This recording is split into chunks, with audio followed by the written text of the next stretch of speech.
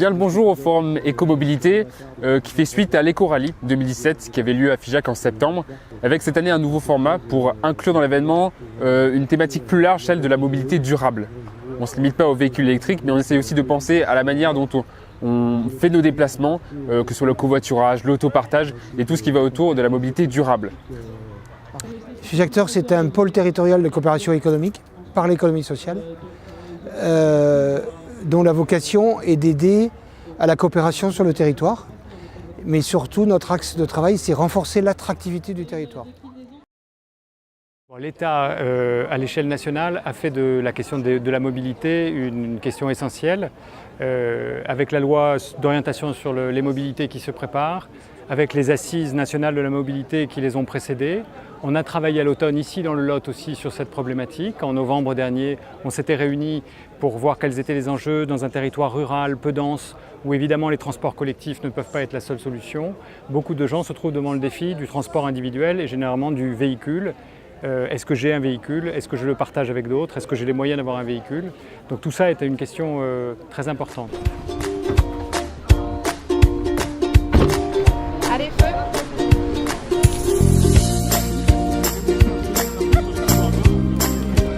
On s'est aperçu que nos salariés, dans nos entreprises, autant dans Figeac Intramuros, la mobilité elle est prise en compte, autant en milieu rural, les gens habitent à 20 km et ça leur coûte 3 000 à 4 000 euros par an pour venir travailler tous les jours. Et en période où le carburant peut monter les prix, c'est très très important puisqu'on estime que ça équivaut presque à un tiers du SMIC. Notre territoire qui est âgé a besoin de faire venir des gens de l'extérieur. Et il faut absolument qu'on lève cette problématique de la mobilité qu'on a travaillé. Il faut savoir aussi qu'en milieu rural, en moyenne, on a pour les communes un petit peu éloignées 7 ou 8% des ménages qui n'ont pas de voiture, donc c'est pas négligeable non plus. Et puis dans des villes comme Figeac, on va être sur quelque chose qui est de l'ordre de 12 à 20% de ménages sans voiture.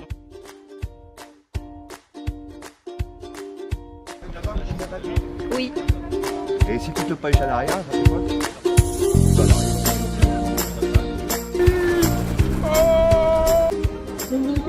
Je vais vous parler de la mission CAP 2040 pour laquelle je suis chargée. Cette mission, elle consiste en fait à établir différents scénarios pour sortir de la consommation des énergies fossiles à l'horizon 2040. Autrement dit, c'est essayer de trouver les moyens de sortir de la consommation du diesel et essence et plus largement, c'est en fait essayer d'aller vers des moyens de mobilité décarbonés, c'est-à-dire qui ne dégagent pas des gaz à effet de serre. Mon fils est sur Bordeaux, il fait du blablacar, il fait du covoiturage et en fait on se rend compte que rien n'est impossible quand on veut y aller, quoi.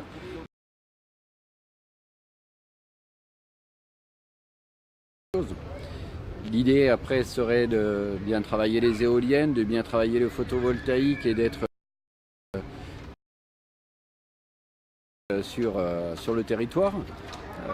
Figeac ENR sera peut-être aussi une réponse qui sera là pour que les citoyens investissent dans les toits et pourquoi pas nos salariés d'ACOM investissent dans leur toiture de leur entreprise et que ça leur fasse leurs royalties et leurs compléments retraite plus tard. Investissez dans votre entreprise pour être en autonomie énergétique, je trouve que c'est pas mal comme slogan. Des événements comme ceux d'aujourd'hui, petit à petit quand même, je commence à changer la vision qu'on peut avoir de la mobilité. J'ai entendu autour de moi des gens qui se disent « Ah mais ouais, mais hein, je pourrais aller au travail en Zoé après tout. Mais pourquoi je pourrais très bien prendre un VAE ?» C'est vrai que finalement c'est pas si compliqué. J'ai monté la côte et en fait j'allais aussi vite qu'un camion.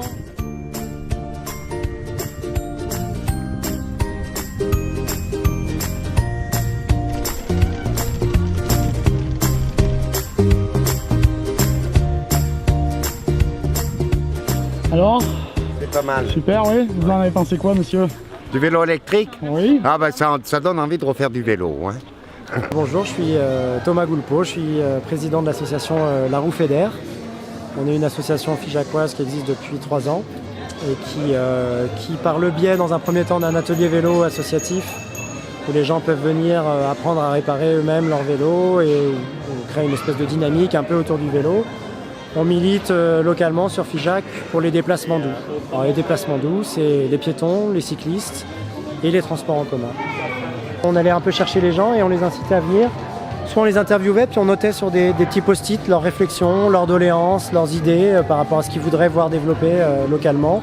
On peut amener ses enfants à l'école à pied ou à vélo. Nous allons aussi, avec l'Agence régionale de santé, nous avons candidaté pour une expérience de pédibus. Le pédibus étant accompagner les enfants à pied entre leur domicile, de façon groupée, entre leur domicile et l'école.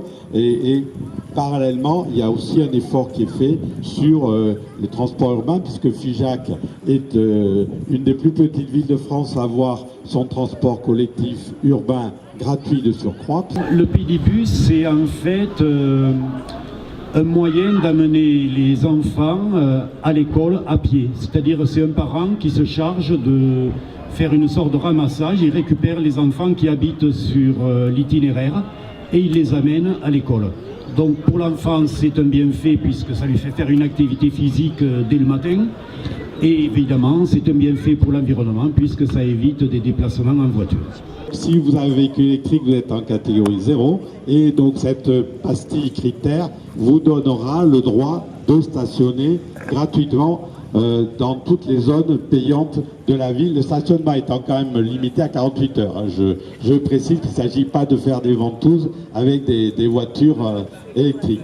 On met derrière le volant des personnes et on leur explique un petit peu comment agir sur les commandes du véhicule pour essayer de diminuer la consommation de carburant et puis de diminuer également les émissions polluantes. Voilà. Je démarre, j'enlève le frein à main, c'est parti.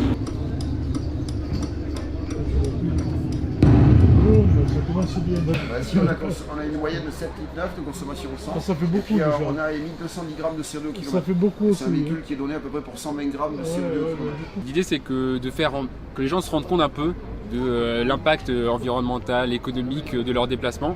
Pour ça, tout simple, et en fait, on tourne la roue. On va jusqu'au nombre de kilomètres qu'on fait par jour et ça nous dit combien de kilomètres on fait à l'année pour se rendre compte déjà de la distance qu'on parcourt juste en allant à son travail, les dépenses que ça représente sur l'année, et ensuite le nombre d'arbres qu'il faudrait planter pour en fait valoriser tout le carbone qu'on a émis dans l'atmosphère. Si au niveau de la population il n'y a pas d'implication, si les associations ne prennent pas à bras le corps, si les collectivités ne contribuent pas à l'organisation sur le territoire, nous n'y arriverons pas. Il y a un gros travail à faire. Et ce que je peux dire aujourd'hui, c'est que j'encourage chacun, que ce soit les associations comme Figeac, les collectivités, mais aussi les citoyens. Personne n'y arrivera seul, mais on y arrivera si on décide de partir ensemble.